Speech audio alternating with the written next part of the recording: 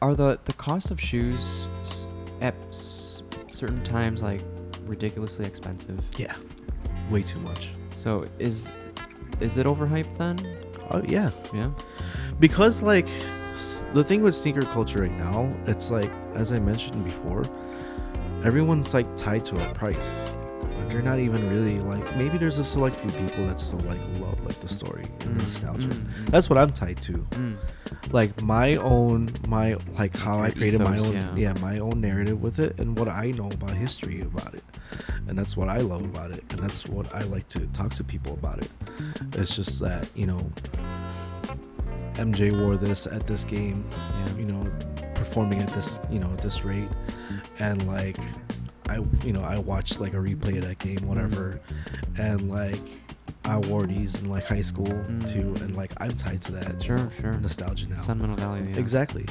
But nowadays, like, you know, especially kids, they're just like, I'm gonna try to buy the most expensive thing so that I'm cool with my peers. It's more of a status symbol. Yeah, exactly.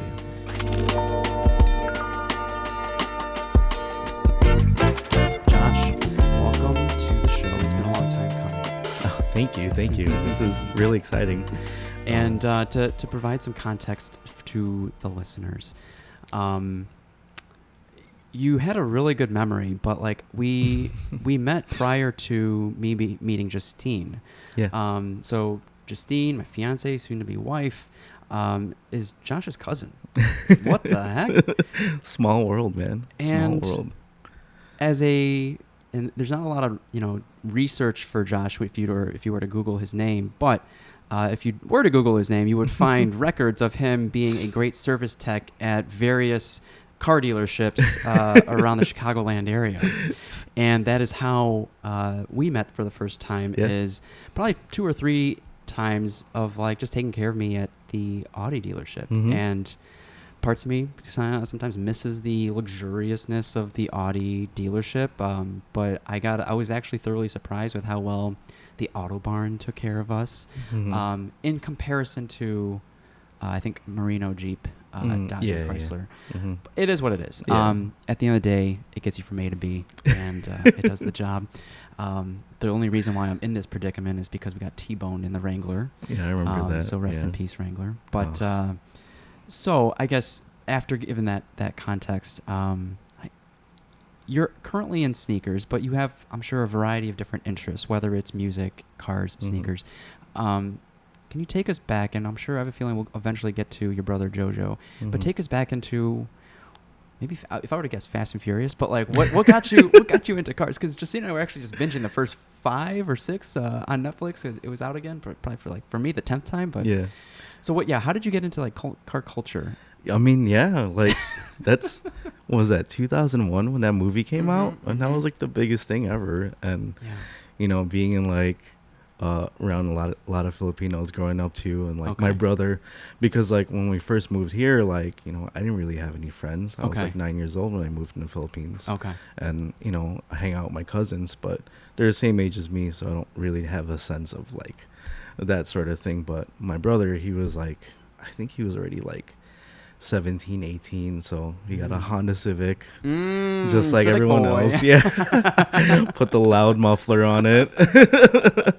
And like my cousin Neil, he was getting married at that time. I remember like the most distinct memories, like my cousin Neil was getting married and my brother had that car, and like you heard him from like 5 blocks away, just like pulling up to the wedding venue, and just like But yeah, that was my first exposure to car culture. Is just like, you know, being like in grade school and like talking to your friends about it too, because it was such a big thing. It was getting really, really big. It's like the common cars are like getting like hooked up to, you know, at least modded, like and that's all. To me, that's all just a vessel for another sense of or opportunity for community. Whether it's like the hours of labor that go into it, tinkering back and forth, and you know, and if anything, it's probably a lesson in learning how to fail too. No, for sure. I don't know if he listens. He probably listens. Alex, one of my buddies at Northwestern, another Civic boy. Probably he I don't know how long it's been, but it one day is running, another day not running. It's just like you never know what could go wrong with it. But you know, everyone around him doesn't get it. Everyone around is like, just get a new car. And he's just like, no. There's a love Yeah. there's something there. It's like whether you have like that one small memory that, you know, that you just so happen to be driving at that one singular point. You're just like, yeah, I love this car. Yeah, All it just takes is like that one memory. Tell me about those cruises, just like cruising with his buddies. Yeah. I get it. No. It's happens to everyone, really. So did you go to meetups? Like, how deep did you actually get into car culture? Not that deep. Okay. Super young. Okay. But it's just like being exposed to it in like car magazines and just like the early things of like the internet. I guess outside of that, how often would you hang with your brother? At first, when we first came to the States, pretty often. Like, because like, you know, when we first moved here, like permanently, my parents, like my mom moved here with just me and my brother. Okay. My dad stayed back home. Okay. We had like a lucrative business back home, like a hardware store. Oh. They didn't want to leave that at first. And like, you know, my Lola, she wants everyone in like the Gotangco family to be here because, you know, we just want to be all together. So I hung out with my brother a lot, especially like on Sundays. He would have like his Filipino basketball league, and like even back then. Yeah, even back then. Oh, like wow. he's been doing that for a long time, and he kind of befriended just, you know, a lot of Filipinos in that community. Okay. Which is like so like tight knit, especially with basketball. You know, Filipinos and basketball, they just go together. Exactly. It's like the main thing. It's not even the. Was it after kind of the Michael Jordan era, or like through the Michael Jordan era, like, or was it popular before that? I think like it definitely was there a little bit before the Jordan era, but I think it just even blew up. It turned into like a bigger world sport back then. So it not only through media, but there were probably good Filipino basketball players to look up to. Not even like there's probably just like one or two, like in like the 80s so and like 70s. Just the culture, or like the. I think that's it. But like it grew up. It blew up even more with Kobe, though. That's the thing. Oh, okay. Jordan was like an introductory, but like Kobe was like the biggest thing. Okay. In like basketball, especially in the Philippines. Well, it takes a minute for things like carry over. Exactly. At least internationally. Yeah, but I do remember like when I was like young, still living in the Philippines, I watched like the 97, 98 finals. So that's like very vivid in my memory. So especially when my family being here in Chicago too, they talk about it all the time. Wow. So it's like they're here living it. They're just telling us about it. Watching it on TV. Yeah, they're watching it on TV. Oh, but wow. at a certain point, they started like actually showing it in the Philippines on TV. Okay. Especially doing like the playoffs and like the finals. Not so much regular season. If there was like, you know, like head-to-head matchups or like you know, the big matchups, they would show it in the Philippines. But more so it's like playoffs and like finals, they would show it. How was it immigrating? And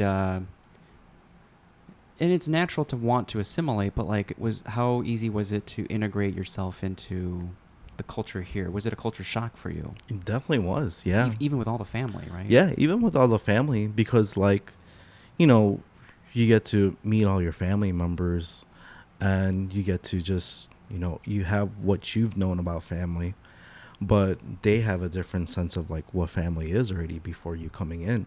So even that was a transition, because that's like different personalities you've never met before. So I guess, and this is within blood family, right? So like how is it different in the Philippines versus here? I guess like what's different about it is like you kind of have like your personality already as a kid, and like back then you were kind of just, you know, going through the motions. I feel like like you're like 5 years old. Oh, here's your cousin. You want to go play? And like you're just gonna go play. And like when you're here, like you're almost like, I moved here, I was like almost a teenager. Like you kind of have like a little bit of just like you know, nervousness around like new people already, and just like you don't know how to really talk to them. Like I learned English in the Philippines, but I wasn't really good at it, so I was definitely shy about that too. Okay. And so it took some time for that to actually like, you know, get used to, and like, you know, talking properly, especially like going to school too. I was definitely really quiet for like the longest time until I got used to like talking English. And was it in Andersonville you stayed in? Yeah. Well, you know, our Lola, they lived in, it's Andersonville on Farragut. But I went to school it's not called Trumbull now, but it was like on Ashland and Foster. Wow. Yeah. that was my grade school from like. That's not Montessori, but it's like a private school, right? That It's one? like it's up like a private school now. Oh, okay. But from 4th to 8th grade, I went Okay. there for grade school. Oh wow. Mm-hmm. Do you remember who your first American friend was? Oh man, that's like really getting back into it. I think Because I think even as a business owner, yeah. I think the first time a stranger, not necessarily an American, but a stranger validates, I guess, what you do or who you are as a person, sometimes means a little bit more than family. Because I feel like Mhm. family is obligated to validate you, Yeah, right? yeah. I think my first buddy was like, his name was Roy.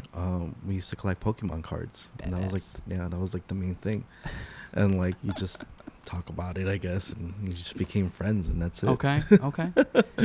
So then, through school, maybe even high school, what Mhm. did you find yourself gravitating towards in your free time?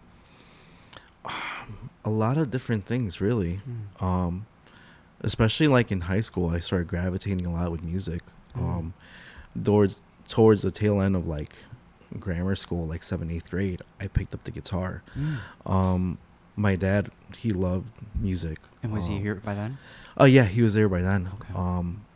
And like I think as an 8th grade present, he was just like, "What do you want?" He was like, "Oh, I want a guitar." That's cool. And there used to be like a music store on Clark Street, right across the street from like the Jewel Osco. Okay, okay. There was a music store there, and I used to go there all the time. And like that's where I picked up my first guitar, and kind of just started to learn from there. Okay. And that was like my first sense of like creativity, just like kind of going through, with like a passion. Cause like growing up, like I did do a lot of drawing, a lot of art, but never.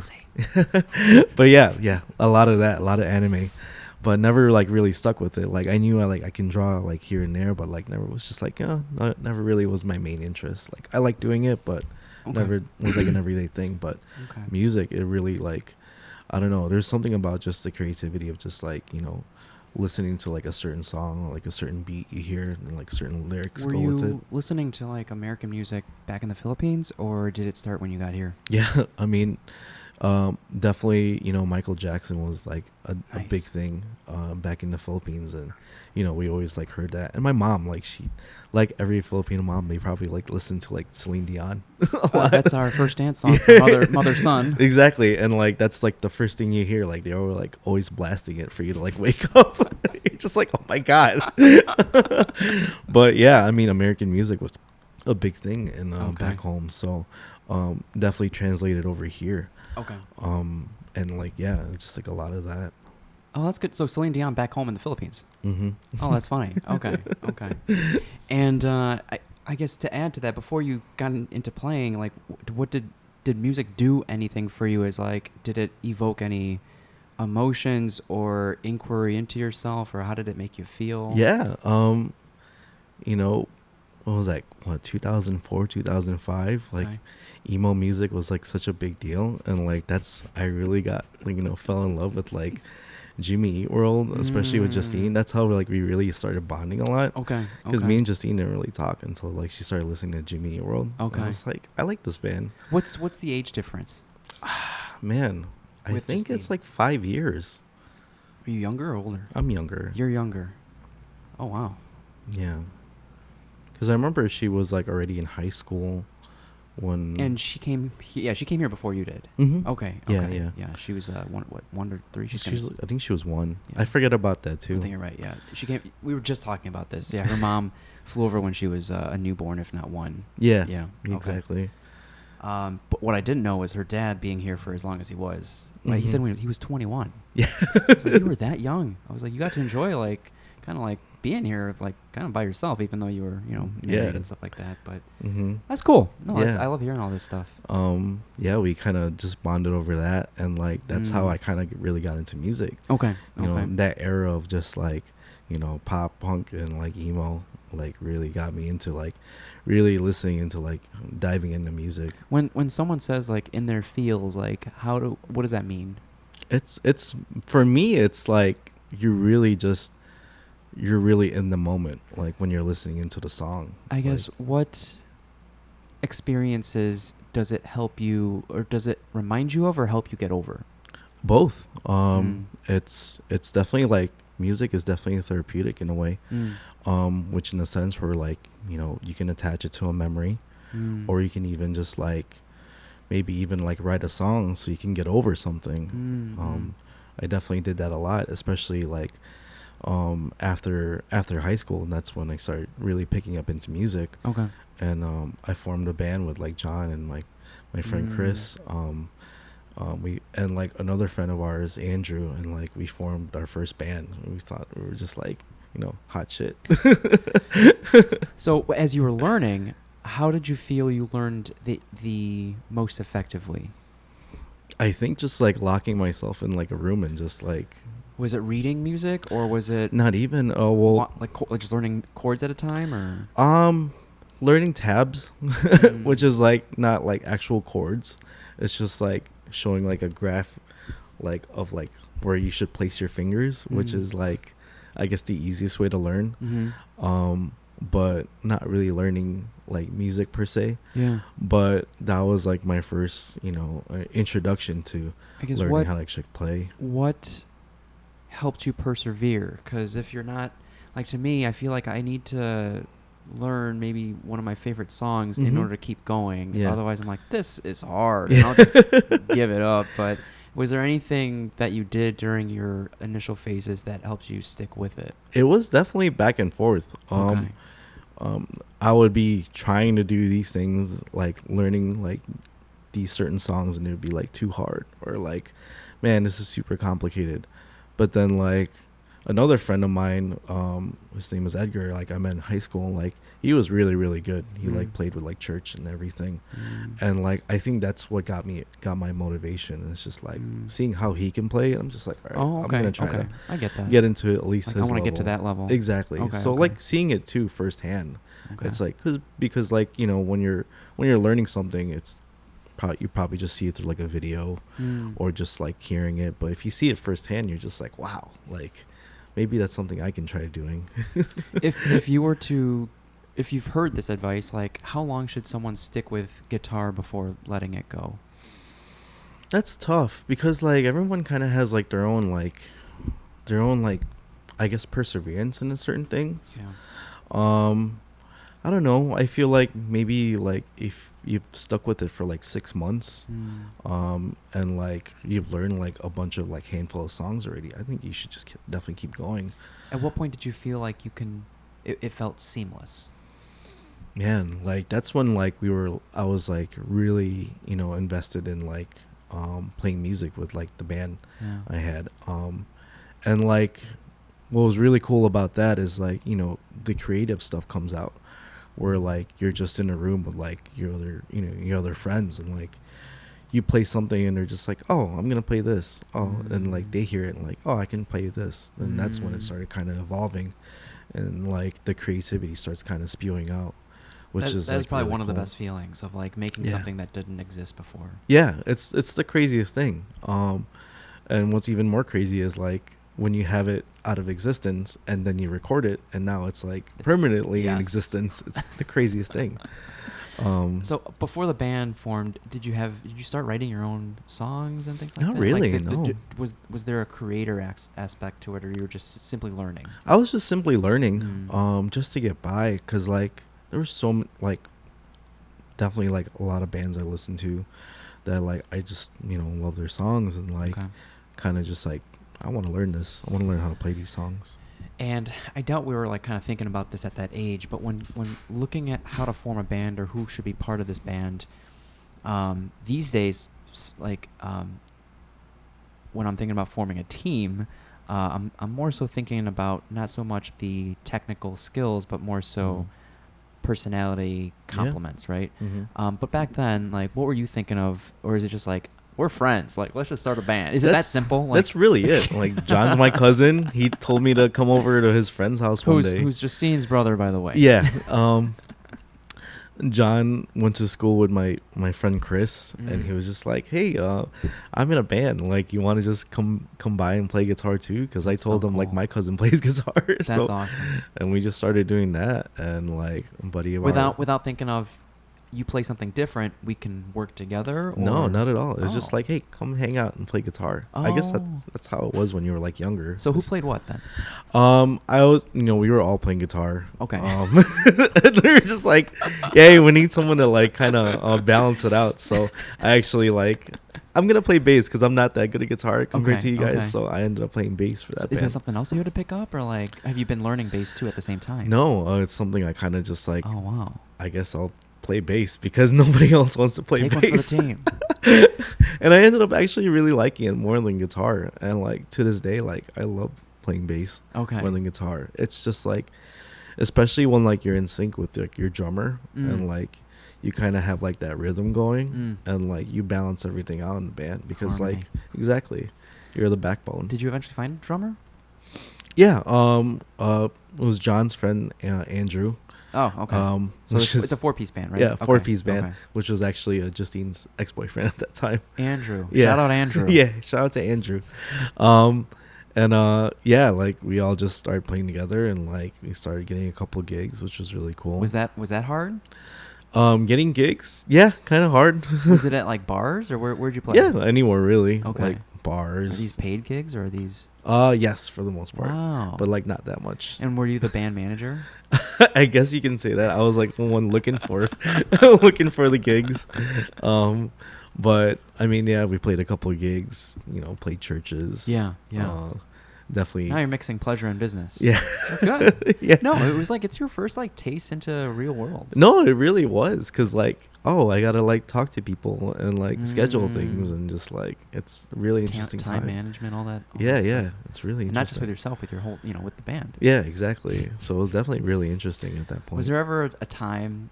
Because it starts out fun, but then it's just like, guys, we need to practice. Like, did it ever feel like work?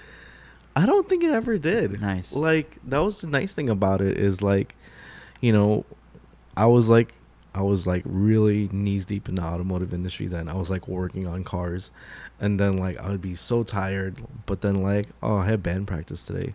Well, by the time you get to like my buddy's house, it's just like, yeah, let's go, let's play. It's really like. So it filled your cup. Yeah. Okay. And I'm sure everyone else can say the same. Yeah, for sure. Okay. I don't think it ever felt like it was work at all, for sure.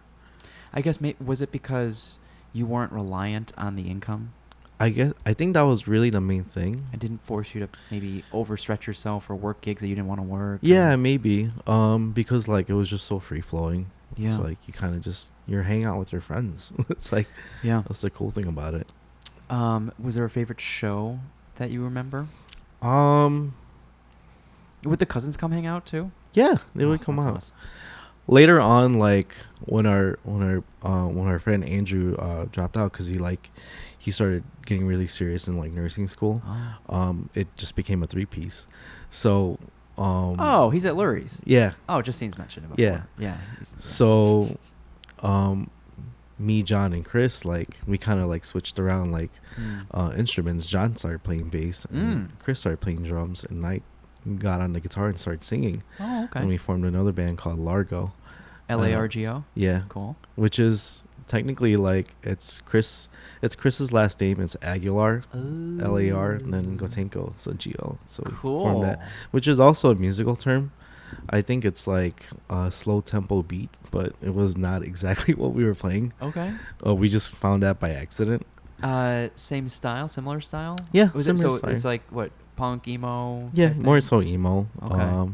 Definitely a lot of like Foo Fighters, Jimmy World vibes. Oh, okay. Things like that. Can you share the story of like playing maybe like at the same stage as Steph and meeting Steph and actually maybe like asking her out maybe like because I heard it a few times. I love hearing it though. Yeah. So, Steph, like I always knew Steph like through friends of friends. Like we never like really met each other until like she graduated. She graduated U of I, and then she actually moved back to Chicago. But like she's been in bands too, so it's like, which is funny. Like we had another drummer from the old band, like who we like had for like 2 weeks, and like that's another story for another day. He kind of just like disappeared, fell off the earth from no. us, but he joined her band. Oh. Which is like, so that was like kind of weird. But you now you have like another connection then. Yeah. Okay. And like I guess it was the same thing for her. Like he kind of just fell off the earth too. So it was kind of common thing that we have as a story. But we just knew of each other for like a long time until she moved back here, and like we finally like met, and we were just like, oh yeah, we should. Every time we see each other, like, let's play a gig together, whatever. And like it never became serious until like our band with Largo, like we actually like we made a CD, like we made an EP. And we were just nice. like, hey, let's do a show to like, celebrate our EP. Yeah. And like I was just like, yeah. We had a show with Steph's band, which was Steph is Fearless, and Stoop Good Noise, which is like another band that it was Chris's neighbor and Justine's also other ex. Wow. Lewis, he was the drummer for that band. Okay. So we kind of all had a gig there, and that's where I met Steph. And not met Steph, but that's where we played our show together. Was that where the cousins were like, go ask her out, or like go ask if she needs help, or like it was like that whole story about like me helping her out, that was kind of like all natural, just because like okay. when you're like gigging and like you're in a band and like you have all this stuff, and like I already kind of know like because there was only two of them, and they had like this six-piece drum kit and like amps and everything, so they definitely needed the help. Exactly. So it's like, I guess just being good-natured in that part. Yeah. But yeah, that was the first show that we played together, and like I guess that was like the last show we played together, because like we haven't really played band gigs ever since. So, I love it. Yeah. It was, and you at the wedding, did you guys play together, or you had a guitar, you were singing, or was that just you? That was just me. That was just you. Okay. That was just like a in the moment spur kind of thing. That was a spur of the moment? Yeah, a little bit. Wow. So then around that time you said you were pretty deep in automotive. Yeah. Did you go to school for that, like UTI? Yeah, I did go to UTI. You did go to UTI. Yeah. What does UTI stand for? Universal Technical Institute. Yeah. When I went to UTI, it kind of just not just started in Illinois, but like I'd say it was very, very, very new. They had like their most basic program. They had like a diesel program, and they only had like 2 manufacturers. They had like Toyota and Ford.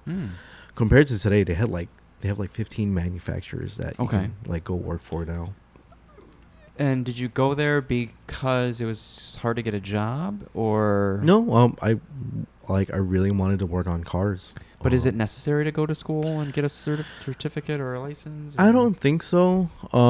Because like I've known guys that they kind of just grew up around the shop just wrenching, and they kind of just learn on the fly, and over time like you kind of just pick up these things. Okay, but you wanted a foundation. Yeah, I wanted a foundation. Okay. Because like I don't know, I feel like I wasn't really good at academics. I really just wanted to just work on cars at that time, and that was like my mindset.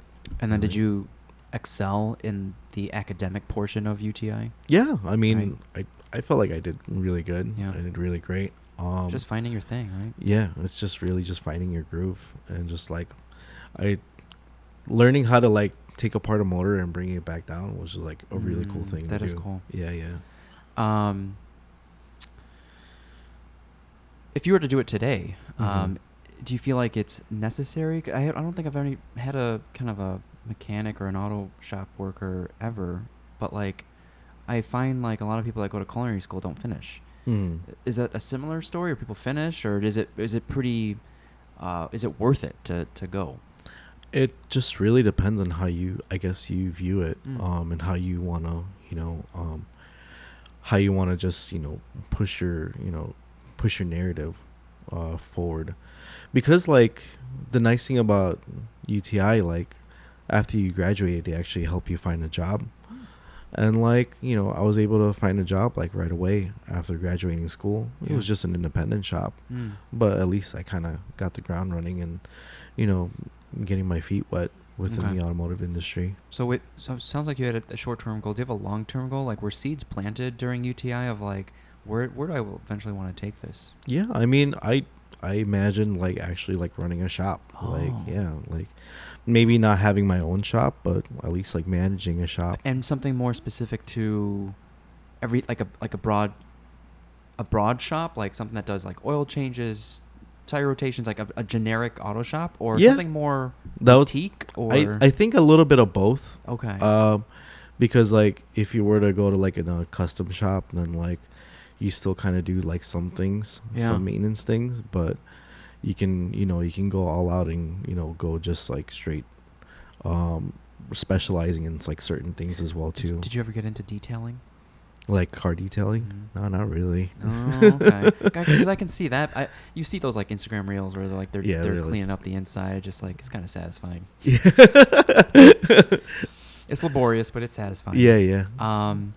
And I'm sure the similar thing is like if you had the knowledge on like taking apart an engine block and putting it back together, I'm sure that's very satisfying too. No, yeah, especially like the cool, that was like one of the cool projects is like here's a bunch of pieces of an engine. Yeah. Put it together. Oh, you have it together? Okay, put it in a car. All right. You have it in the car, see if it starts. Like, yeah. And then it like, doesn't? Fuck. Yeah. Like, I gotta go back. It's really cool. It's just a really cool thing to do. But yeah, it's in a way, it's like, I guess it's like just a big giant Lego. Is this, so at this time, are we in high school? Are we past high school? Past high school now. Past high school. In high school, did you have like an auto shop? No. An auto shop class? No. No. Oh, okay. I went to Amundsen for high school and like, inner city school and like doesn't really have like, public school. But it's like a really good school now. Okay. That's the one across the street from side practice. Sick. Okay. I forgot about that. Okay. Yeah. Okay. That's the school I went to. I went to Amundsen. Nice. It's huge. And like, yeah, we didn't really have the funding, I guess, for an auto shop or even the space. Because like there's not that many. This is just going off the top of my head. I don't think there's that many high schools that provide auto shop. I know my cousin John, when he went to Gordon Tech, which was a private school, they had an auto shop class. Okay. But for the most part, I think public schools, I don't think so. I know. Well, in the suburbs, I did. Yeah. I guess I was fortunate enough to. And I went to Fremd and Palatine. But I saw a lot of pride because the students would bring their own cars to work on. Right. I saw that. I didn't catch the bug at the time.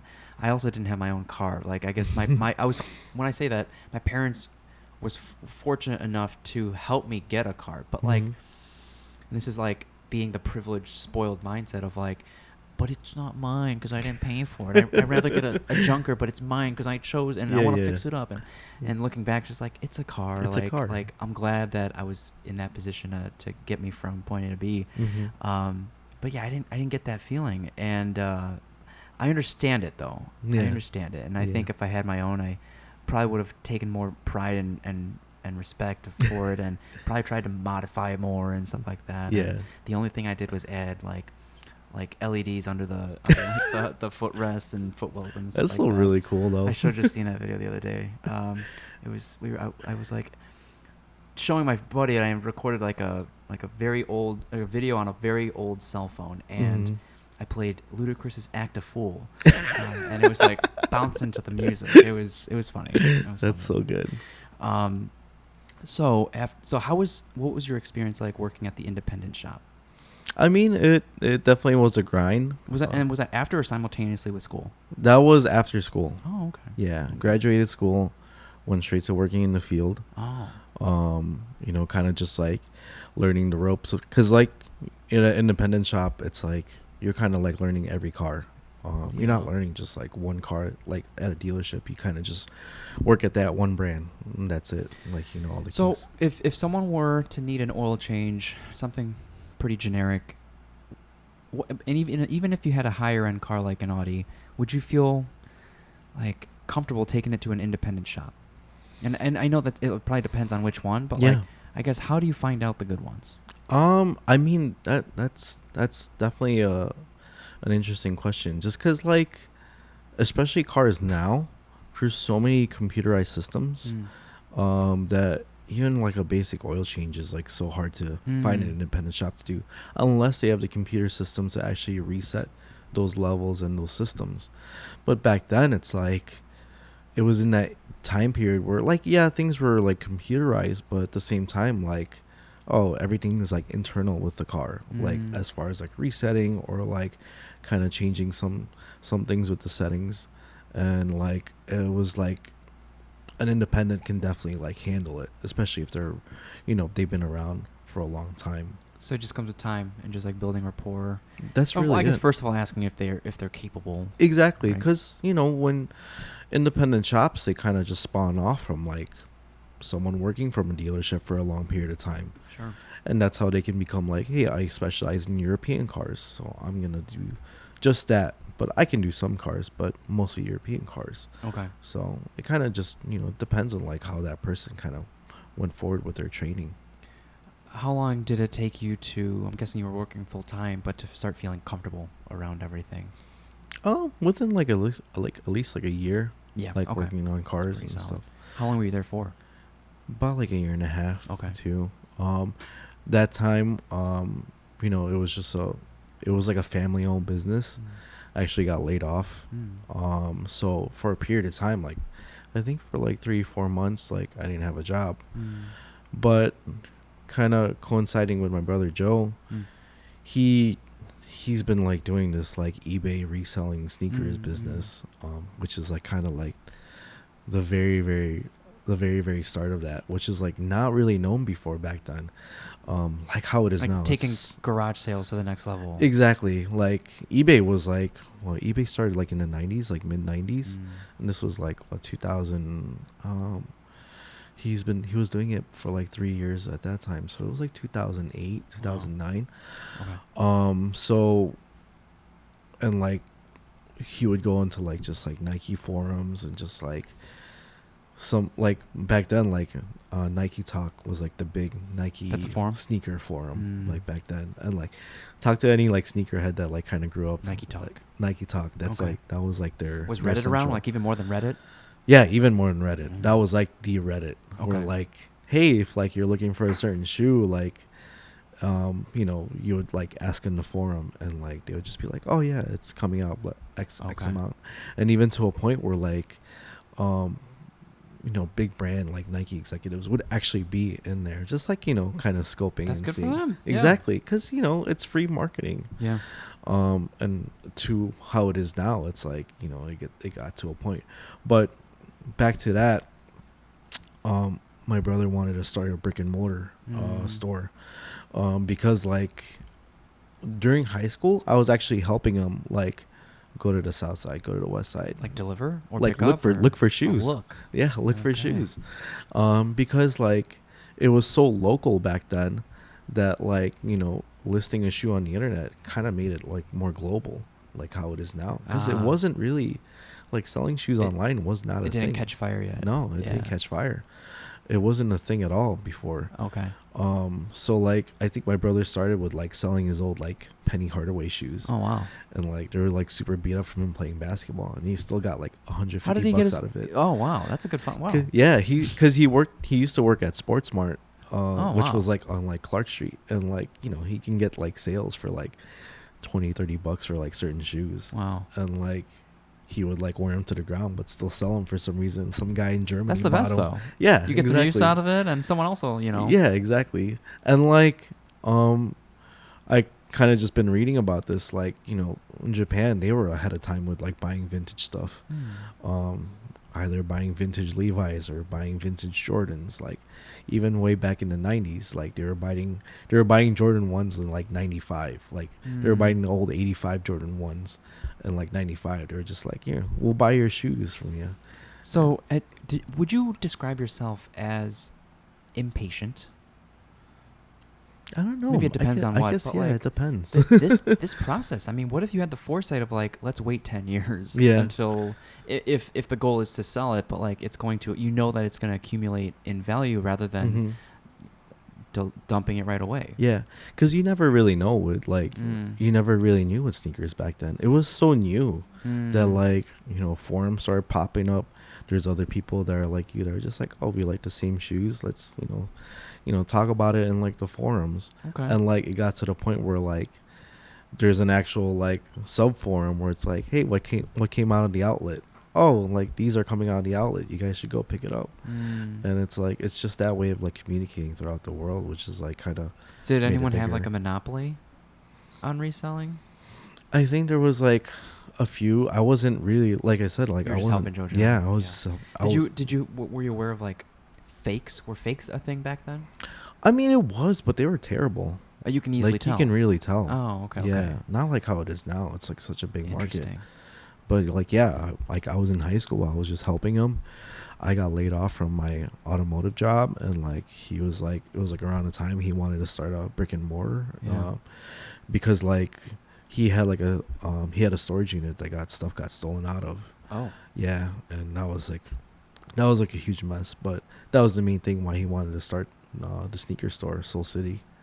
Soul City. Mm-hmm. Oh, that's cool. Yeah. And after it got up and running, did it turn into anything out more than a store?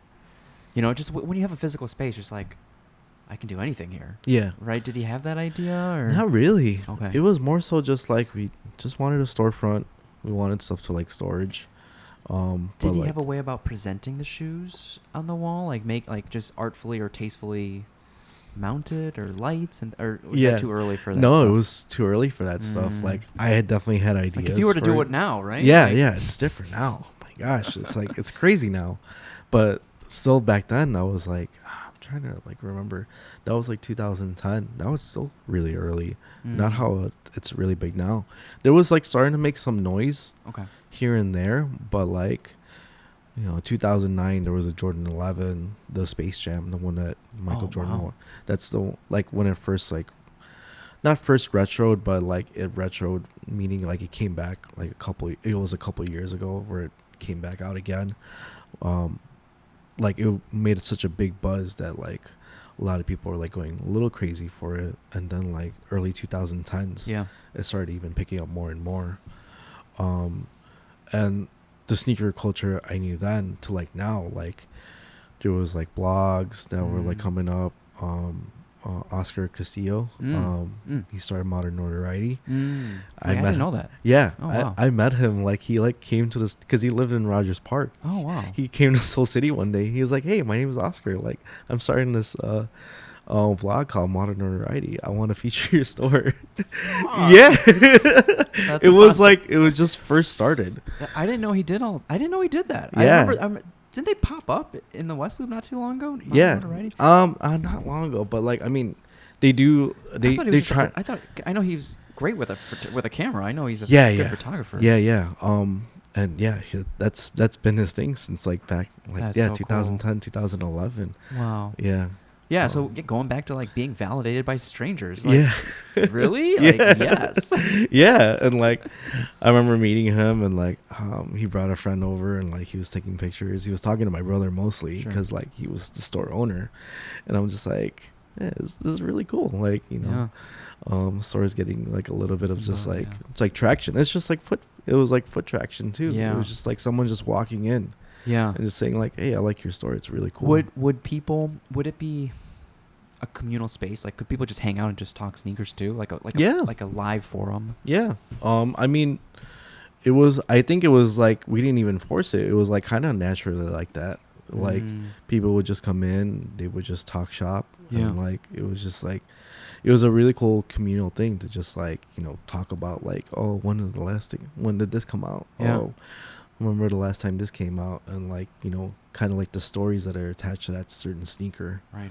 Especially because that's the biggest thing about it is like there's nostalgia to it with sneakers. Yeah, I was gonna ask like why, and it's I guess different for different people, but like in general, where does the buzz come from with like trying to like where people would sleep to wait in line for a certain drop or whatever, like are most of these people planning on wearing these shoes, or just to say you got them, or to flip, or all the above? Yeah, Right? I mean, back then it was mostly people that are like really big fans of it.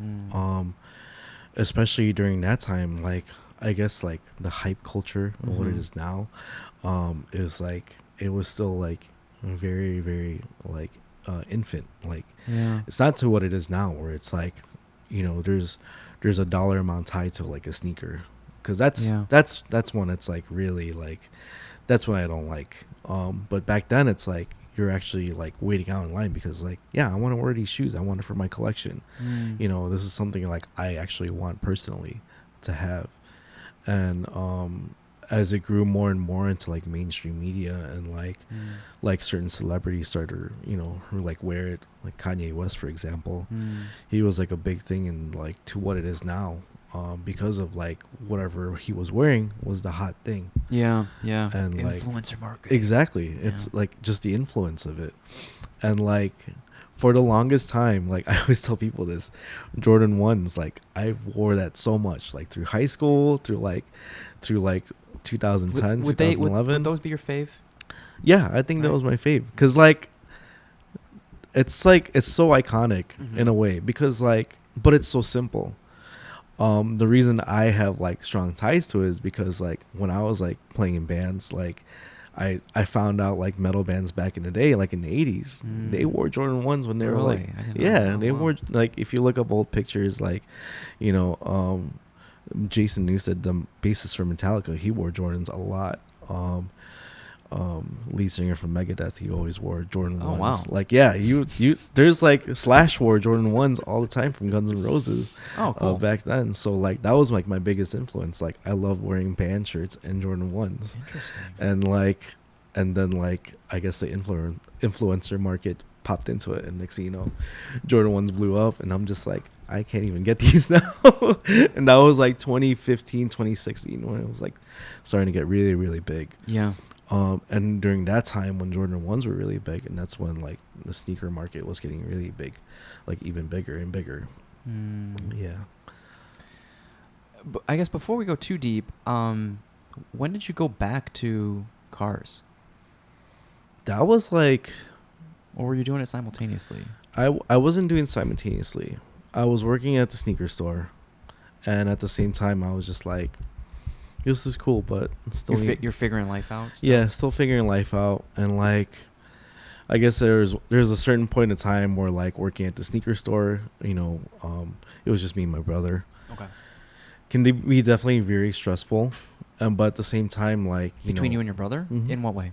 And in a way where like there was like some tension, where like I would be at like a store a lot, and like he was taking advantage of you. No, not at all. But like I kind of get it now, more so because like it was like more so just like trying to figure out how to get like more product in, especially because like sometimes like within that store, like we would have accounts, but sometimes you would still kind of have to find some stuff to like to sell at the store too, because like when you have like certain accounts, you can't get like certain shoes. So where did the tension stem from then? I guess like just an everyday thing. Because that's funny, because I was gonna ask if you got closer to your brother with all the time you spent together. I mean, in a way, like yes and no, right? Because like we were always hanging out, and like, but at the same time, it's like, I kind of want to do my own things, but I can't really do it because I have to go to the store, and that's when it kind of started just being like, I kind of want to go back into like automotive, because like, if you're around that certain thing a lot, you don't want to like let it like just, kind of like get stale or fizzle out, and like fizzle out, and like just mess with your brain, because like you're just there all the time. Like it's too tied to your identity, or and like I kind of wanted to just or it starts to feel like work, and it just like it's no longer a passion anymore. Not that, it's just like first off, like I'm very thankful for my brother giving me that opportunity, but it was his store. I just feel like I didn't have like anything of my own to like kind of grow out of it. That being said, in relation to what Francis has been doing with side practice, I honestly see you having your own shop one day, but like, you would probably allow people to be as creative as they want to be and create some level of ownership for themselves, so they feel like there's some skin in the game. Yeah. And they can express themselves like in a different way. Yeah, and credit to my brother, like he saw it just like as a business. Like it's hard to like kind of see it as a creative outlet too, because like it's their main source of income. You want to make sure you always have like a source of income. Yeah. And like he's supporting a family too. Like he has like a daughter at that time, and like a second one on the way at that time too. Sure. And it's like that was just like his main focus. And like I get it now. It's like you have to just you have to make your money in order to have your life. But then out at that time, being like really young in your 20s, like I want to do more. Okay. Like, so I had an opportunity to go back into like the automotive industry as a service consultant. So I worked at Kia for a little bit in Lincolnwood. Oh, was Neil there at the time, or? That's the reason I He got was the there job. for a long ass time. That's the reason I got the job. Like, he was like, I think he like messaged me like daily. Well, like he like texted me one day. He's like, "Hey, you thinking about going back in the auto industry?" I'm just like, I don't know. I thought about it. So it was kind of like timing in a weird way. Like I thought about it, and next thing you know, he like texts me. Okay. It's just like, sure, I'll try it. I interviewed. I worked at that Kia dealership. Wow. And like it was just a very easy thing to just transition to. My brother still had the store. Eventually he couldn't. I had to like work there full time at the dealership. Sure. So it was harder for him to like tackle on everything by himself, which in a way like I felt bad about like leaving him. Yeah. But I think he kind of knew like I kind of had to just He didn't hire anyone else? I mean, he thought about it, but it's one of those things where like, he just wanted to just have it, work on himself. Sure. But I think over time he kind of just like figured like, he has to grow up too. Kind of had to, grow his own wings. And like he ended up, unfortunately closing the store, but no, he's still online. He's still selling online too. But yeah, I started working at the Kia dealership as a service consultant, and, made a bunch of friends along the way. Ended up moving to like, I got an offer at like Autobarn and Nissan. An old manager moved to Autobarn, and like he like pretty much like liked the way I handled things at Kia, so was able to get an opportunity there. Okay. Worked there for a couple of years, and then like that started getting really stale. Interesting. Because the fact of you wanted to just being in the auto industry, you kind of want to go like different paths, whether you want to go like maybe you want to work at another independent shop, or you want to work at a higher higher luxury dealership. So there are steps to this. Yeah, exactly. Some people, they go directly into like a luxury line. Some people like they go into like a more common line. With the luxury line, are they looking for more experienced techs, right? Yeah, okay. No, for sure, because like luxury clients, they expect more. Yeah. So it's in a way like a whole different environment. Did you deal directly? Because like there's the front facing service reps, and then there's the people actually working on the cars, right? Or are they the same? No, I mean they're different. Entirely they're different. Okay. So like not a lot of technicians talk to clients. Especially in a dealership setting. You're like that person that translate all these things into layman's terms. Exactly. Yeah. Because like if you pull a technician out of a job to just like, hey, tell this customer you're what wasting you're doing, time. Yeah. That in a sense are just like they're gonna be really technical into it. Sure. It's hard for them to like kind of break it down for a customer. I don't know if they were doing this when you were there, but they did something that Audi never did, in the sense of like they sent a video recording to my phone of like how it went. Yeah, I think I was there. We just started that program at that time. It was cool. I didn't know people did that. Yeah, and that was definitely a new thing where like we wanted to be as transparent as possible. Yeah. Because like in a way like when you came in, you only talked to me. You never really talked to the technician or anything like that. And that was like what we wanted to do. We wanted to just make things more transparent. And just see like, hey, this is the actual person that's working on your car. Did you like the dealership more or the independent body shop? or the independent shop? They definitely had, their Like positives. you probably wore more hats at the independent shop, right? Yeah, no, for sure. But working at a dealership, you kind of have more structure. Okay. You had a bigger team, especially at Audi. I had a team of there was a total of I believe we had 40, 50 technicians. Did it seem like a well-oiled machine at Audi? I mean, Or every were there some dealership, lazy bones?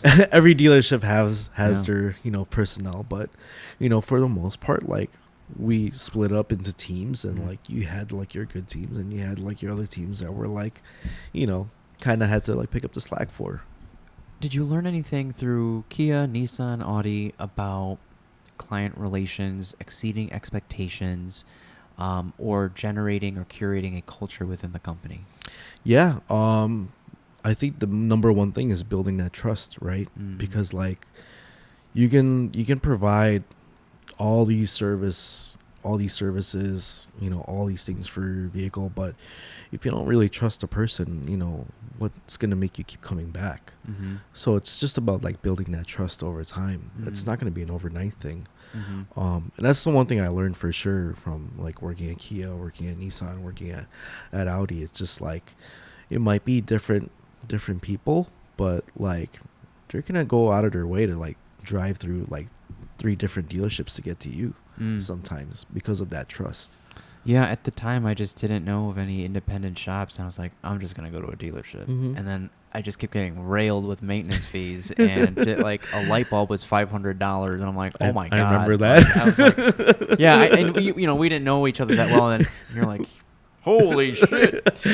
It was wild, I guess everything comes with a cost, because when I got it from Carvana, it was only $23,000. Yeah. And I'm like, this is too good to be true. Mhm. And not that it was riddled with issues. I probably just took it to the shop once a year, if anything. Yeah.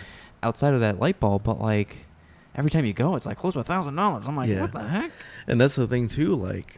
Depending on where the dealership is located, the cost is always going to be the cost is going to vary, Yeah. especially with labor. Labor is going to be much more expensive in the city compared to way out in the suburbs. Wow. Yeah, there's always a big difference. Is in it that. because of what they're paid? Yeah. Okay. That's always a big thing. Mm. The shop itself, how remember how big that service department was. It's huge. Yeah. So it's yeah, you're driving into this really big, intimidating building. Mhm. It was nice. Yeah. You felt taken care of, for Yeah. sure. No, for sure. But yeah, that's definitely a thing that I learned over time. It's just building trust with everyone. How easy is it for you to remember? I guess very easy, but remember people's names and faces. It depends on the interaction, right? Yeah. Because you tend to remember the good things and the bad things. Sure. For sure. Or do you intentionally try to come up with something to make someone's face unique to you? In a way, yeah. You kind of remember their car, kind of remember their faces, kind of remember their name especially if it's something really different. Yeah. But yeah, you try to just I like to try to just memorize. You try to say their name 3 times to memorize it. Yeah. But yeah, it's just that personal interaction. What have you learned about maybe a car buying process, or even leasing? Is leasing even worth it through your time at these dealerships? It depends too. I don't really know that much in the sales side. In the sales side, I mean, other than me buying my car, Mm-hmm. but me working at the dealership and buying my car, that was easiest process. I don't have to. How often? So, how was was there any interaction between multiple departments within the same company then? When I was working at Nissan and Kia, that was definitely more interactive because we were in the same building. Oh. With Audi, it was definitely harder because we were in separate buildings. It is separate buildings. Yeah. Oh. So it's we had salespeople that were working at Audi, but they would just kind of hey, we're here for a couple hours. Okay, we have to go back to the sales department, just in case there's someone that you want to let's say a customer wants to upgrade. They're already there on hand. Sure.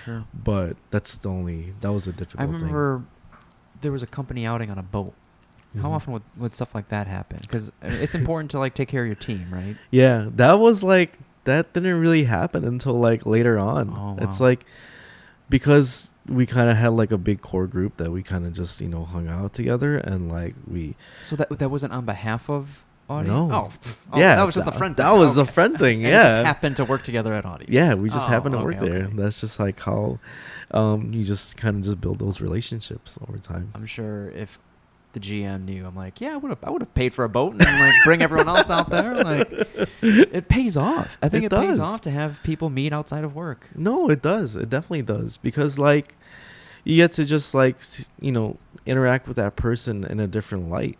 It's not just like, oh, we're helping each other at work, but Yeah. at the same time you can have And like a meet personality significant with it. others and Exactly. stuff like that, yeah. Exactly. Like two of my close friends, they were like at work from Audi. They were at my wedding. So it's like you just build those relationships over time. Okay. So then after that, did you do anything else after Audi, or you went straight into shoes? I went straight into shoes. That was Was during that the hard? pandemic. I mean, Pandemic meaning like, did you walk away or were you laid off? no, I walked away. You walked away. Yeah. Wow. It was definitely getting to that like boiling point where it was just like, this is a really, really tough environment to like really work at right now. Yeah. Because of the pandemic, or what they were putting? Were they? A little bit of Where was both. the stress coming from? Well, working at Audi, I was 100% commission. Oh. Yeah. So everything I sold on the service department, a percentage of that went to my pocket. Sure. Yeah. So it was never, Oh. that was, always a constant thing, like in the back of your mind. You always had to grind. And it's like, unfortunately, there would be times where like, not to say like you're trying to sell some services that the car doesn't need, Yeah. but, the car does need some of these things and like, for like maintenance, but does it need it entirely? Maybe not right now. In maybe your later experience, on. did it pay off to be transparent with the clients? Yeah. Right. Yeah. Because like, I felt like when I started working at Audi, I was more so, because that was that was my first ever job as 100% commission. When you're as a consultant, you'd have like some commission, but you had like your hourly rate or like your actual standard salary. And after doing both, what's the better model? The 100% commission, you get a lot of money. A lot of money. Yeah. Interesting. You had a lot of money. Definitely made a lot of money working my time there, but becoming more transparent with customers. Yeah. I sold a lot more jobs because like you were transparent. You're not trying to pull a fast one. On Exactly. Because people know when they're trying to be upsold too. Yeah, right? exactly. That's exactly it. Because like you just want to let them know like, hey, you need this and this. These are the priorities. Maybe you can do this in a couple, maybe like next time you come in.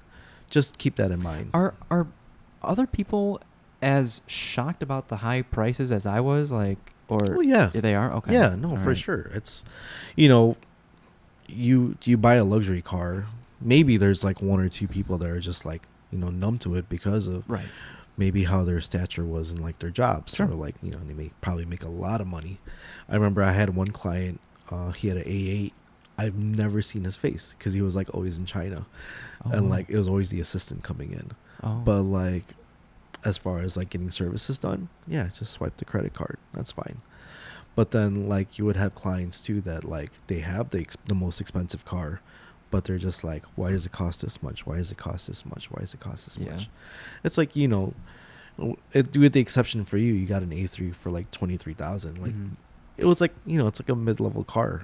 It's like buying like a Camry or something like that. So you wouldn't expect those prices on that, even if it's like a mid-level car. When it was brand new, it was probably I think 45. So like, less than 50% off for a 3-year-old car with 30,000 miles. I'm like, that sounds like a good deal. And then you get railed with maintenance fees. It just comes with, that's the whole deal though, Exactly. I would do it all over again. I would. It was a good time. So it wasn't a hard decision to leave then. It came to a point, but like you on your own terms. On my own terms, and with the helpful support of my now wife and stuff. She was just like, yeah, like if it's really hard for you, I mean, this is something we can definitely figure out. And we kind of just figured it out, because she was at that one point too where like at her old job. Like she was having episodes of just like, this is way too much. And was it maybe because of like the culture and like maybe because of just like how things were ran? That was like mostly the part for me. I think the culture for our dealerships, just like a lot of dealerships, it's like some people just, suck it up. You're making a lot of money. Just go ahead and do it. That's what leadership might say. Mm-hmm. So then, did you ever ask yourself like if it would be better at another dealership? Grass is not always greener on the other side. Yeah. Definitely learned that quite a few times. Okay. Because I have tried to go to another dealership because Audi was like the dealership where I made a lot of money because it was in the middle of the city. Yeah. It was in Chicago. It was a high-end dealership. Yeah. Definitely make a lot of money. Maybe there. another Euro dealership? Maybe, but like in the sense of like probably still gonna have the same problems with like leadership. Or is it a small world? Like do people like within the dealership kind of not within the but like amongst dealerships stay in touch? Or yeah, it's like the service industry, right? Okay. Kind of like how people in like restaurants kind of just have know each other. Oh, you know him, you know her. Right. It's like the same thing in automotive. It's a very small world. So it's like I know lots of people that branched off into different dealerships that still work in those different dealerships. But it's like, if I want to work at a dealership right now, I can literally just walk into a dealership and just like, yeah, you got the job. So with that understanding, you weren't scared to fail? In a sense, no, because like it's one of those things where like you really just got to believe in yourself, right? Yeah. And at that time, it's just like, yeah, you know what? Pretty much kind of over this, type of deal. Did you guys, because of how much money you made, elevate your lifestyle too? In a way, not so much because like we're pretty simple. Yeah. Me and stuff. We're just like, we like to travel. Yeah. That's like the most we spend money on. But as far as like, everyday things, it's like, no, not really. Okay. So there wasn't that thought of like, I need to find another high paying job. No, not at all. If anything, like her working at her current job right now definitely helps out. Nice. Yeah. But like I said, she was in the same position too, where she was just like, I need to get out of this and find another gig. And I was kind of at that point too, but I'm just like, let's help you find your gig first, and I'll stay here as much as I can. And fortunately, fortunate enough, she found a gig right away. Oh, wow. And she was just like, if you think that you need to do it too now, like, Oh, I love that. Yeah. So it's just, communicating and just being transparent with one another really helps out. Did you leave on good terms? I did. Oh, good. Yeah. I mean, I told him I was honest with them. I was just like, it's hard for me to work here. It was definitely mentally taxing. It was gotten to the point where like getting up in the morning, hard to get up, hard to get into your car. Oh, wow. Hard to get there. It's like a 40-minute commute. It's just like, you're just kind of just like already burnt out. And like, you don't want to be feeling like that, especially throughout the whole day until you like clock out. Is it a 10-hour day or 8-hour day? Or? Yeah, 10-hour day. Oh, wow. When I first started working there, I was like the morning shift, but like even though like you start at like 8 a.m., you don't leave until like 5-6 p.m. And like we kind of structured our time frame like after the pandemic, or like still during the pandemic, because like we had shorter hours. And like we structured it where it's just like, okay, we needed a late guy, just come in like late, and like you leave probably a little later, like 7 o'clock, but still it was still 10-hour days. And sometimes you had clients that are just like, I have to come in a little early just because I got to help them out. So that turns into a 12-hour day. Sure. So then what was the inspiration to go back to shoes? It was just always around, right? Oh, okay. I think like, especially at that time, like a lot of vintage stuff was like kind of coming up and about during like, 2020. Last Dance, the Michael Jordan documentary. Favorite documentary. Yeah, so good. Came out, and like all these Jordan 1 from the 85 like skyrocketed. Yeah. And like I think there was two artists on Instagram. One's name was like, I think his name is like Philip Leeza, and they Okay. call him like Filthy on Instagram. He started like kind of doing like these vintage custom like 85 like Jordan 1s, kind of making them like vintage.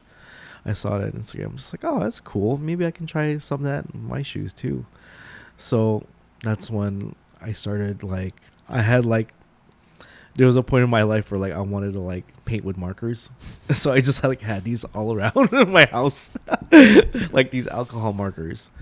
And I'm just like, oh, so he kind of like, he pretty much made like the outsoles like a little vintage by like kind of yellowing them. So I had like these like alcohol markers that I started like painting like the soles of my shoes. And like kind of like make it like that vintage vibe aesthetic. And does that last forever, or does it eventually come off? No, it lasts forever. Oh. Yeah, it like stays. You think it would like come off? Yeah. Because like I guess because it's not water based, it's alcohol based. Sure. It kind of just sticks with it. Okay.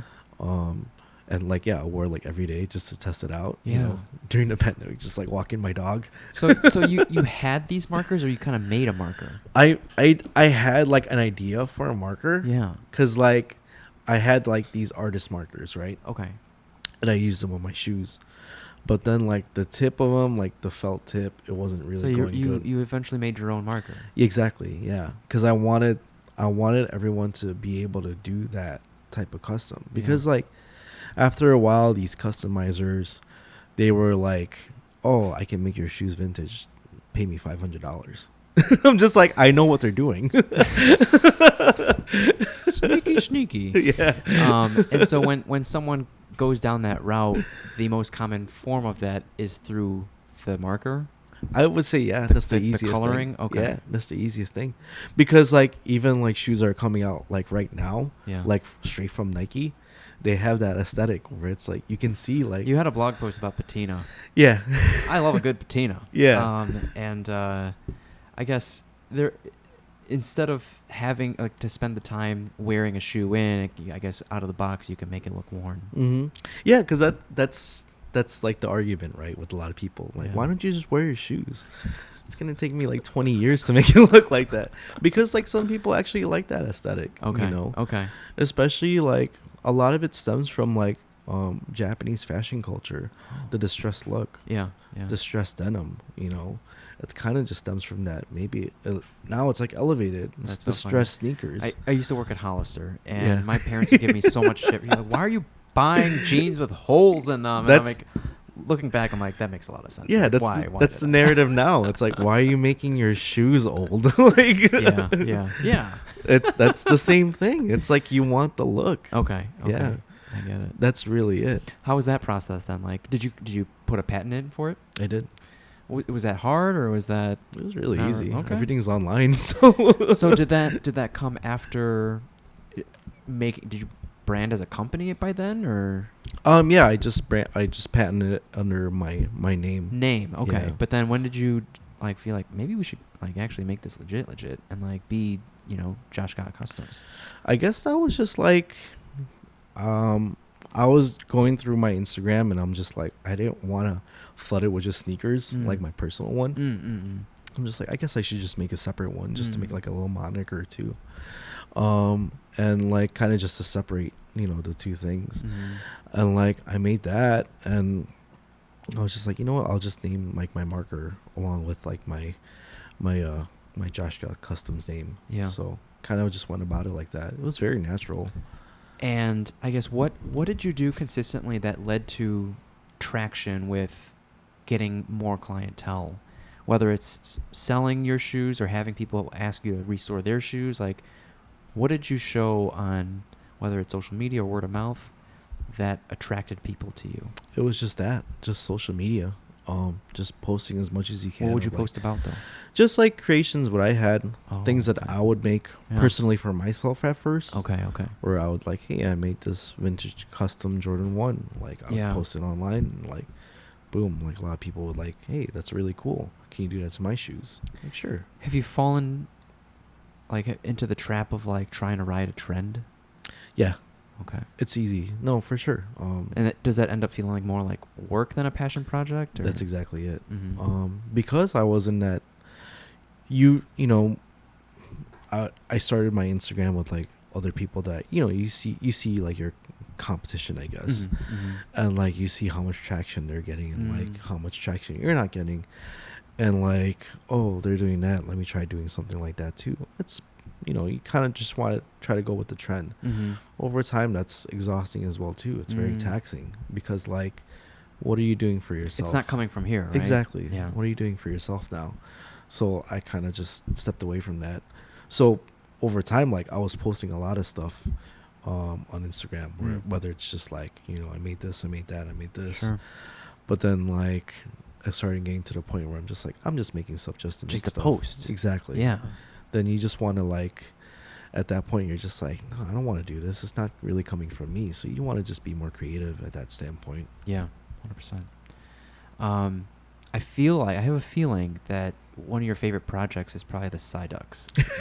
Would you call it side dunks or side ducks? I call it side dunks. Side dunks, right? Yeah. That was awesome. No, thank you. Yeah. I mean, that came from the heart. Is for my wife. Yeah. That's her favorite Pokemon. So it's like, I want to make something with her favorite, you know, Pokemon for it. So it's like, that's the type of stuff that just like, you know, that brings out the creativity and just like, man, I really like what I put out there. So it's like really, really cool. And like, that's really what I want to do. I want to just keep putting out more stuff. So, but and in return though, like people see how far you can stretch that creativity and they then see what you're actually capable of. Mm-hmm.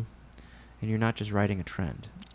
Yeah. I mean, yeah, that's really it. Right. 'Cause like at a certain point, like, you know, there's other people too that make like custom dunks with like themes, like, you know, Pokemon themes, whatever, or even like other anime themes. But how would you do it though? That's what makes it a little different than from everyone else. How would you kind of separate yourself from everyone? And that's the big thing. It's like, even though you're trying to be creative, like you don't want to be in that set mold. You always want to try to do what's different and what you feel is like great and what you feel passionate about.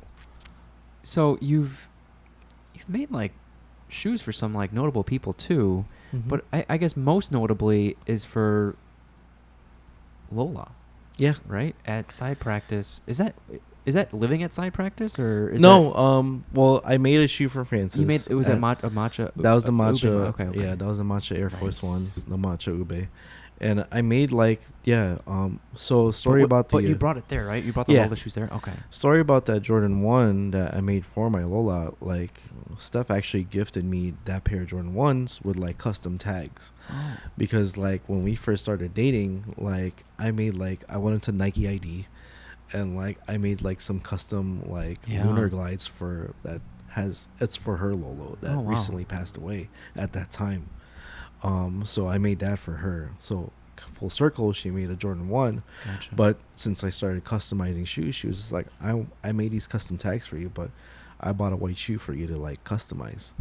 So like over time, like, you know, I was just like, you know, like you were sitting on it? Yeah, it was sitting on it. Okay. I didn't know what to do with it. Okay. One of my titas like that lived with Lola, she was like, I have a bunch of like different fabrics from her old like clothes. Does anybody want these? So like I grabbed some of that fabric, which I incorporated on the swoosh, and like purple was her favorite color, so that's why I made it purple, and like with like the gold like accents because of just like, you know, she was like royalty to us. She was like, you know, she was our queen, so like I kind of put it in that perspective where like she's like royalty to our family. So along those lines, is that a similar theme with having like a grandmother that kind of watches over everyone as you guys are kids? Yeah. And like they're very involved. I mean, especially with like, you know, both parents going to school. Going to work. Yeah. And like we're all going to school. I just feel like there are other cultures that do that, but I feel maybe I just don't know that many people, but like I've never gotten that palpable feeling other than from a Filipino party, like a Filipino backyard gathering. Like, like it's not the same. No, like, it's what is different? I don't know. It's I don't know how to. It's weird because like I don't know how to differentiate because like that's just been my life. So it's like if I know another Filipino, like, oh, I know what you go through. So it's like it's the same thing. But yeah, it's just that sense of just like probably like a lot of like Hispanic cultures, Hispanic families do the same thing. Multi-generational households. Yeah. So it's like it's in a sense like that's kind of like that culture with Filipinos like rooted in. So paying it forward, like I feel like the cousins would fight over like whose parents are going to stay with who when it comes to that time, like because everyone's so caring and giving, and it's just like stay with me. Yeah, no, that's what it is. Like so many times I like slept over at John and Justine's house, and that's how we got closer as kids. And like John would do the same. Like he would just sleep over at my house, and like Nolan's over there and Francis is over there too. Let's go to his house. Like, it's just like one of those things. It is convenient that you all we all live close together. Yeah. But I mean, I personally have family that live, let's say, Skokie, and like we're not that close. So like proximity doesn't mean that you'll technically hang out. Yeah. No, it doesn't. It takes effort. Yeah, it really does. And like, we just been around each other for like so long that it's just like we're just like used to it. And like even with John like moving to Milwaukee, definitely I was like very sad at first, just because that's like it's one of our family members moving away. Even with like Nolan's sister Nikki too, like moving to Michigan, it's like we see each other all the time, like at family parties now. It's like every so often, but you see them though, and like when they come by, it's like you just pick up where you left off. It did feel like that. It was so nice to see you guys at the brewery that when we all caught up. Yeah, that was nice. No, it's really cool. Yeah, I'm excited to party with you guys at the wedding. I'm excited too, man. It's gonna be a good time. It's gonna be crazy. What can we expect? Well, I guess going along the same lines of Filipino culture, have you met any other Filipinos that didn't have a similar experience? As far as like as far as like because everyone seems so tight knit within the culture. Yeah. On occasion, I would hear stories where it might not be that case. Mm-hmm. Where can the toxicity stem from then? I guess it just depends on like, the previous generation, how they can be, because some Filipino cultures can be like very toxic. Is it toxic in the sense of like it comes from a good place and they're just trying to? They just don't know how to express it. Oh, okay. Yeah, because sometimes like parents can be like that. Yeah. They just want the best for you, but the way they put it out, it's just like it doesn't sound like it's something that you would want from me. Something that I've admired Justine's parents is like their open-mindedness. And so I guess I've come to terms with like certain people of that generation are thinking about our best interests, but with the tools that they had growing up. Now, where I get hung up on is offering our tools for them to utilize, and they just don't use They don't use it. That's where I get hung up on. Yeah, no, it's learning to continue to love them despite the fact that they don't operate with the new set of tools. Yeah, it's, I guess, just that generation being stubborn too. That's the biggest difference, right? Where our generation's very open, want to try things, and that generation, like, they're kind of set in their ways. I wonder if we will ever be set in our ways. We'll see. Like, what bullshit are we going to be set in our ways on? Like, sometimes, like, I had a feeling like I had a hard time coming to terms with, like, let's say NFTs. It's just like, is that just me being stuck in my way? Like, no, me too. I'm just like, why is this such a big thing right now?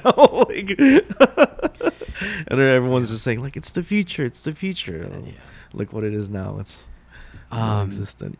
So at the moment, you're still in the shoe industry. Is it the company's GOAT? It's called GOAT. As an authenticator. Is that the proper term? Or? Yep. What are some things that people should look out for when trying to see if something is authentic? Actually, like, one thing you should look for is smell. That's the biggest thing. Yeah. What should it smell like? Are they all different or like? Well, the biggest thing that come from smell is like if it smells like reeks like glue, then it's just recently made. Because like when for example, like a manufacturer like Nike, everything is produced way in advance. So working at this, going back to like working at the sneaker store, when I work directly with New Balance, when ordering sneakers, you're kind of ordering like, I would say like a year ahead of time. So it's like you look at a catalog and it's like, we're going to release these fall of 2023. Yeah. But it's 2021. So it's like, okay, we'll get these. And by that time, that's when you actually get the shoes in 2023. So they might make it at a certain period of time, but then like it sits at like a warehouse or like at a loading dock. So like that smell fades over time. Exactly. But if it's like a replica shoe, they might have just made it like a couple days ago, last week. That smell is still going to be like really strong. Okay. Especially from like whatever paints it has, whatever glues it has, whatever material it had. Okay. So. Okay. Anything else? Maybe stitching, or what else like do you typically look for? Typically, like, yeah, it's smell is what I look for. Okay. Like look at the way it's certainly built. Unfortunately, I can't explain a lot because of just like my NDA. I didn't know that. Oh, okay. Yeah, we have like a very strict NDA. Oh, with their process and everything. That makes sense. But yeah, the main things that I would look for if I didn't even work at GOAT, not knowing this information, is smell and just the way it's like manufactured. Gotcha. Because there's certain like things are made. The funny thing is like working at this job is like the more I worked here, the more you notice that a quality control issue is like more common, whether it's like this is really sloppy, but more than likely this actually came from Nike because like of their quality control, and this is like super perfect. Interesting. And this is probably made from a replica factory. Exactly. It's too perfect. Yeah. That's the craziest thing about it. Okay. Yeah. Yeah, it's the craziest thing because like you would think like, you know, coming from like a replica factory, they want to make everything exactly the specification. Yeah. So that like, you know, it's a perfect shoe. There's nothing wrong with it. Are the cost of shoes at certain times like ridiculously expensive? Yeah. Way too much. So is it overhyped then? Oh yeah. Yeah. Because like the thing with sneaker culture right now, it's like, as I mentioned before, everyone's like tied to a price. They're not even really like, maybe there's a select few people that still like love like the story and nostalgia. That's what I'm tied to. Like my like how I created ethos, my own narrative with it and what I know about history about it. And that's what I love about it. And that's what I like to talk to people about it. It's just that, you know, MJ wore this at this game, you know, performing at this, you know, at this rate. And like, I watched like a replay of that game, whatever. And like, I wore these in like high school too. And like, I'm tied to that sure nostalgia now. Sentimental value. Yeah. Exactly. But nowadays, like, you know, especially kids, they're just like, I'm going to try to buy the most expensive thing so that I'm cool with like, my peers. It's more of a status symbol. Yeah, exactly. I think you liked it too today. Joe Freshgoods was like labeling a bunch of shoes. Yeah. That's actually really Nolis, yeah. Yeah. Cool story about that is like, you know, before even MJ signed with like Nike, that was like in 1984. Yeah. He was just wearing like whatever shoes that, you know, I think that was at the Olympics, or he was you know, playing for the Olympics. Yeah. Those were the New Balances, the 650s. He was wearing that magazine cover. Oh wow. Yeah. So that's why it's really cool that Joe Freshgoods like released that color. It's probably never been made since like the 80s. Wow. And like he brought it out, and I love his creativity and how he puts out, you know, everything is tied to nostalgia with him, which is like the coolest thing about it. Whether it's him having like one of his releases where he talks about just being outside in the summertime. He made a New Balance about, you know, being out in the summer in Chicago in the South Side. That's like so cool.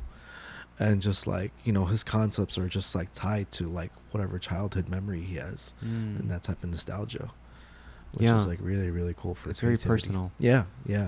And that's, in a way, like the more personal you are when you release a sneaker, the more people are like, you know, drawn to it because of just like, I can like kind of. Well, how many people related to the Lola shoe when they stopped by at sign practice?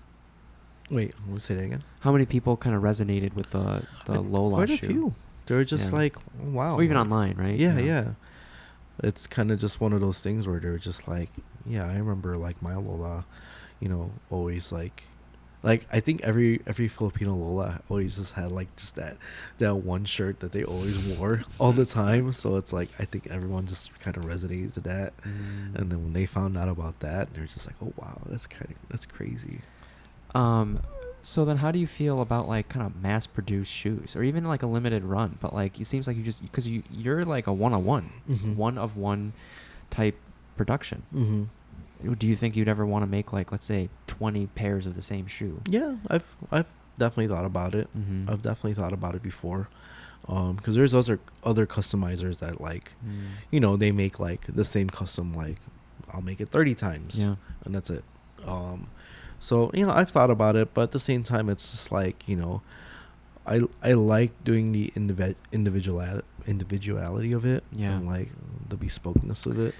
One of the previous guests, he has a nonprofit that helps people with disabilities get jobs. But the project started as people with disabilities painting on like vans.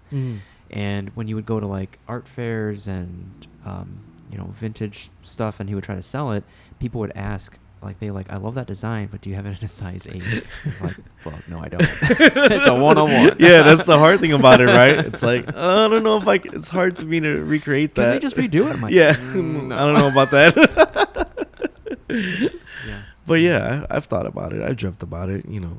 As a creator, like you've always dreamed about, like hopefully maybe I can like work with like a big brand and like make some kind of like signature release or something like that. How has it been working with Batasol?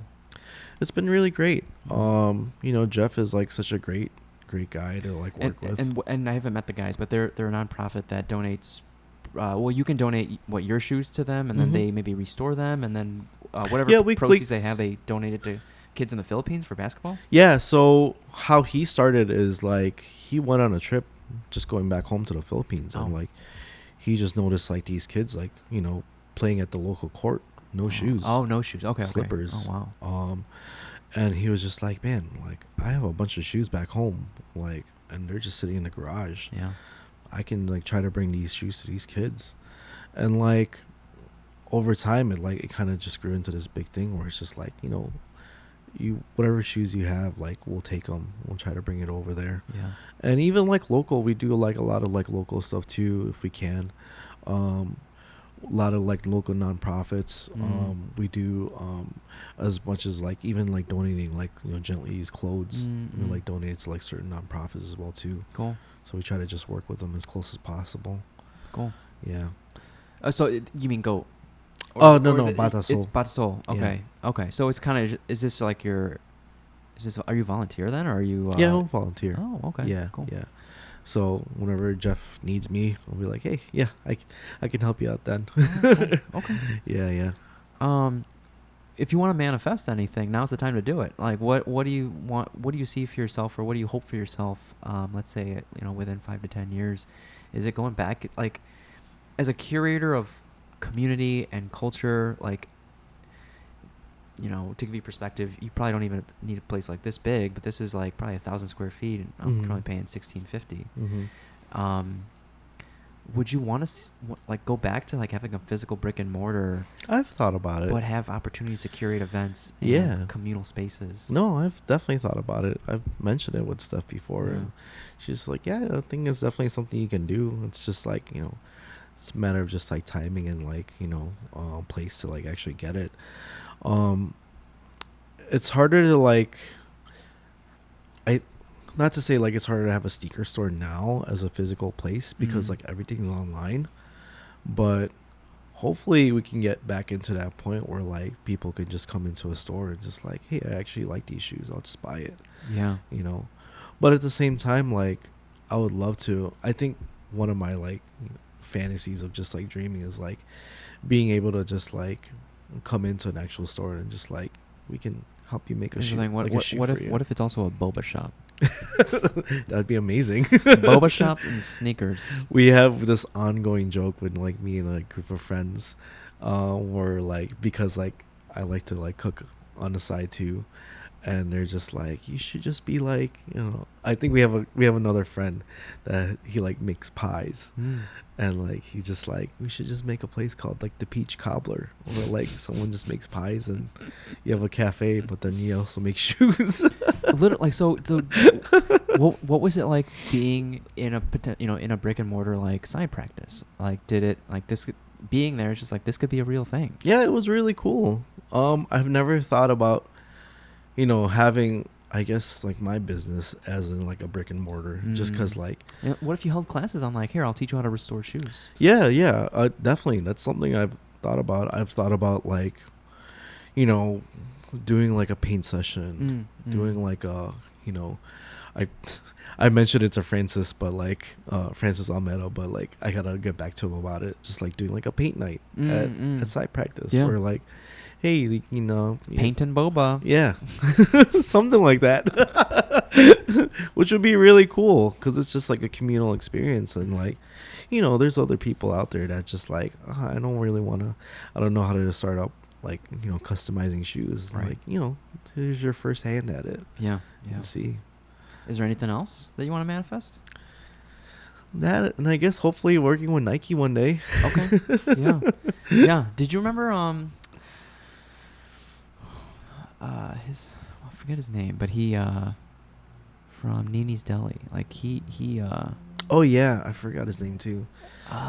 He was always so nice and so good with people until he kind of went on a Christian went off the rails. Ran off the rails Yeah. in the pandemic. Yeah, then like Nike had a collaboration. They with did. them. Like, yeah, that was the craziest thing. I was like, holy crap.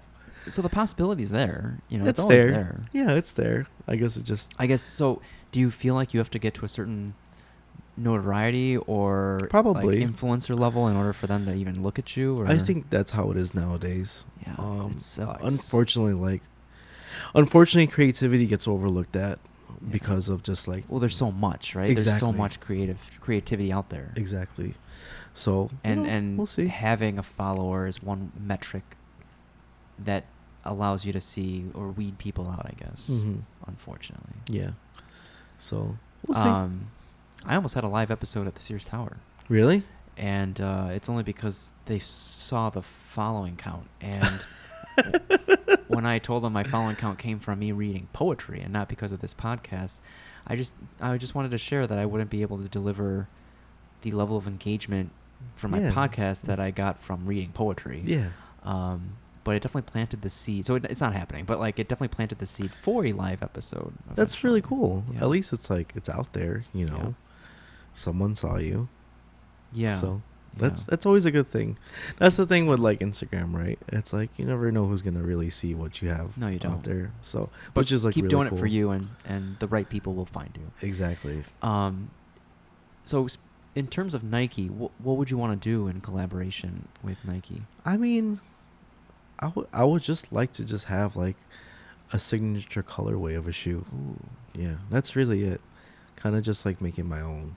Okay. In a sense of just like, I think that's like everyone's dream as a creator, right? Yeah. Something that's like an official like release from that brand.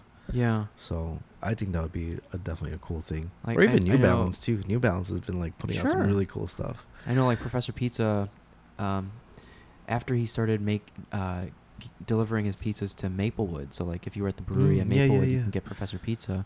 They made like a Pilsner, like collaborated, right? Yeah, yeah. I'd love to collaborate on a beer. I'm like, yeah, let's make a consciously curious beer. Yeah, that's so cool. You should try to do that. You never know. Yeah, so I'm just planting seeds and leaving doors open. Yeah.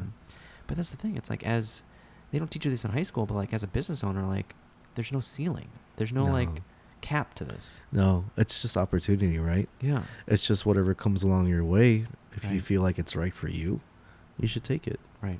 That's the main thing.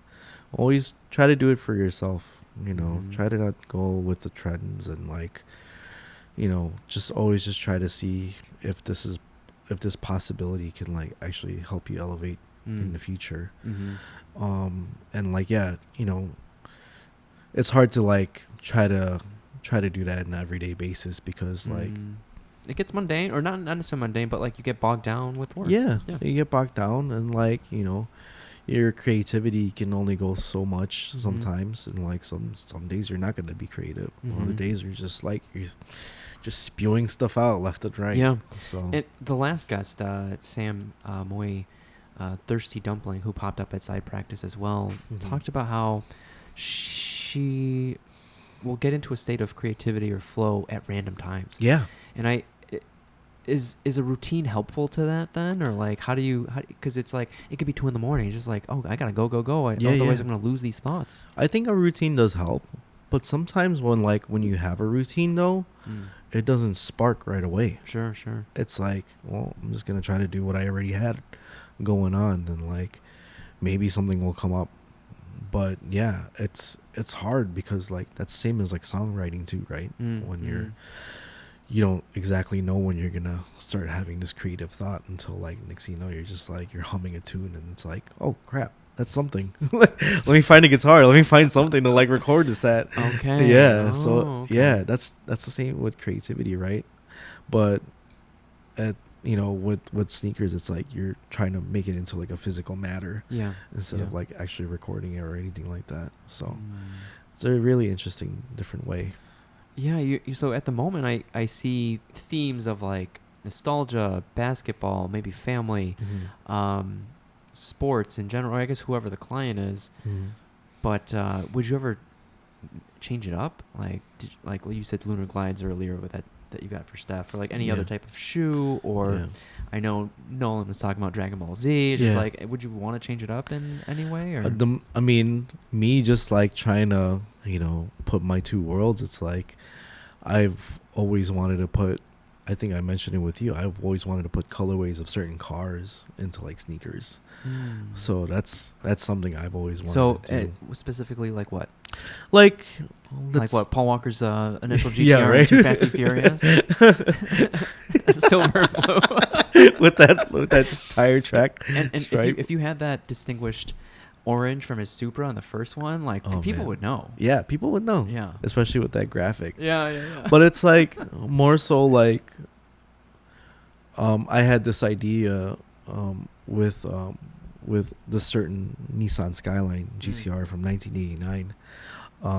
When they released that car, it started winning a lot of like Japanese Grand Touring championships. And at the same time in 1989, Jordan was like dominating like the league with like he hasn't won championships yet, but he was making his presence known. He was like at the cusp. So like I made this concept of just like a Jordan 4, which is the signature Jordan he was wearing, with like the Skyline from 1989 through that colorway. Wow. So even with like the graphics. So I like putting those two types of narratives together. It's very fitting. Like, it's like you would have never thought, but it's very fitting. No, you never thought, but yeah, it's definitely very fitting. But it's just like those kind of creative things, right? You just want to do that and like kind of put that into like a singular item to make sure it's like these two things are like greatness in itself. Why don't you make it into one thing? Right. Yeah. Very cool. Yeah. So I've thought about that. Thought about just like doing a lot of just like I want to focus more into upcycling for sure. Because and what does that mean?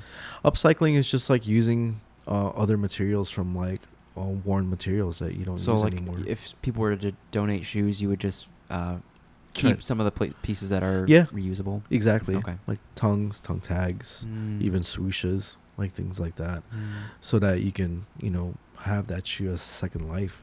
What's the most common tool you use for just like in general? Yeah. X-Acto knife. Okay. Sometimes you need just like that for like precise threads cutting. or Okay. X-Acto knife is the one I always like use. Very cool. Yeah. Is there anything else we haven't talked about, Josh? I feel like we talked about a lot. Thanks for sharing. I mean, it's like we're so busy that like this isn't the only time to like kind of catch up aside from the backyard hangs, but like with that you're also trying to catch up with other people too. Yeah. Where can people find you if you want to be found? Instagram at JoshGotKustoms. With a K? Oh yeah, K. Josh So KUSTOMS. KUSTOMS. So customs with a K. You can find me, I guess, on Threads, if that's still a thing. Is that another forum thing or The Instagram? Threads. Yeah, Threads. Is that still a thing? Yeah. I post on there flop. here and there. But honestly, when Reels came out, I think people would have thought that would have flopped. Yeah, yeah. Right? Look at it. Video. Yeah. Video. This is pictures. But yeah, you can find me mostly on Instagram. Okay. TikTok, I guess. I post here and there. Okay. Cool. Same thing, JoshGotKustoms. Okay. Yeah. But thank you so much, Josh. thank Thanks for you. coming on. Thanks This for was sharing. great, man. Thank you so much. That's the goal. And the goal is just learn more about people, and Yeah. I appreciate you sharing. I appreciate you having me. This was really fun. For everyone else, thanks for listening, and we'll see you in the next episode. Till then, stay curious. Bye. Bye.